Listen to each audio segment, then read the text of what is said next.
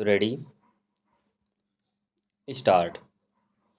सूफी काव्यधारा में सर्वश्रेष्ठ कवि कहे जाने वाले जायसी के यहाँ भी लोक धर्म का एक अलग स्वरूप देखने को मिलता है। जैसा कि संतों के यहाँ हमें आध्यात्मिक चिंता के समानांतर सामाजिक चिंता का दर्शन होता है, वैसा कुछ सामाजिक विषय सूफियों के यहाँ नहीं दिखाई पड़ता है।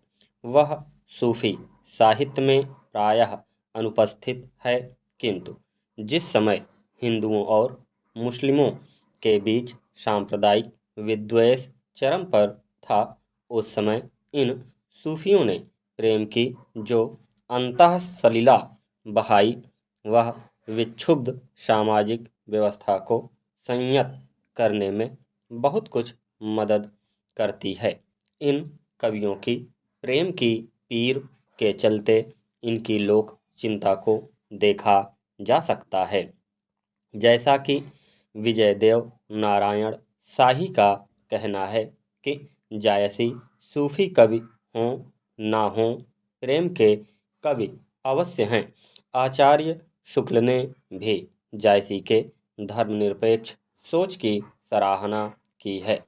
जायसी जब यह उद्घोष करते हैं, मानुष प्रेम भयो बैकुंठी, तो इस बात का सहज ही संज्ञान हो जाता है कि उनकी दृष्टि में सबसे बड़ा मनुष्य सत्य है प्रेम।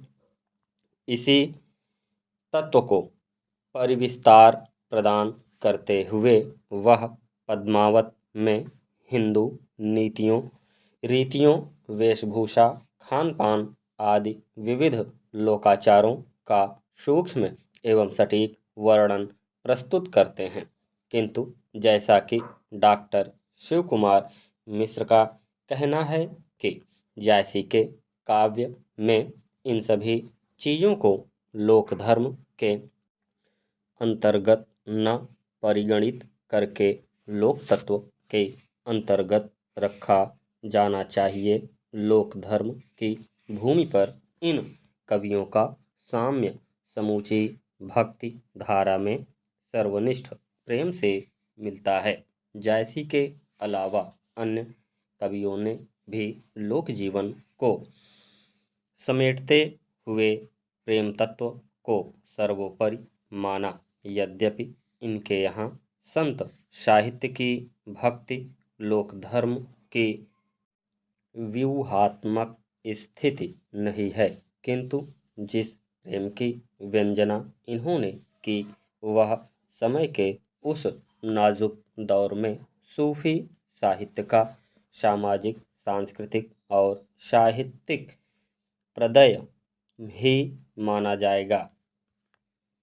कालांतर में अनेक कारणों से निर्गुण भक्तिधारा सगुण भक्तिधारा के नीचे दब गई। सगुण भक्ति काव्य धारा में कृष्णाश्रयी शाखा में लोक धर्म का एक नवीन रूप देखने को मिलता है, जो संत साहित्य के लोक धर्म से अलग जमीन पर प्रतिष्ठित है। कृष्ण भक्ति धारा में युग प्रवर्तक महापुरुष वल्लभाचार्य जी के शिष्य और पुष्टि मार्ग के अग्रदूत महाकवि सूरदास ने सूरसागर में लोक जीवन का जितना विशद चित्र प्रस्तुत किया है, कालांतर के समीक्षकों ने आचार्य शुक्ल के इस चिंतन को दुराग्रहग्रस्त बताया। जिस कबीर में आचार्य शुक्ल लोकभंजक की छवि देखते हैं, उसी में हजारी प्रसाद द्विवेदी अस्वीकार का साहस देखते हैं।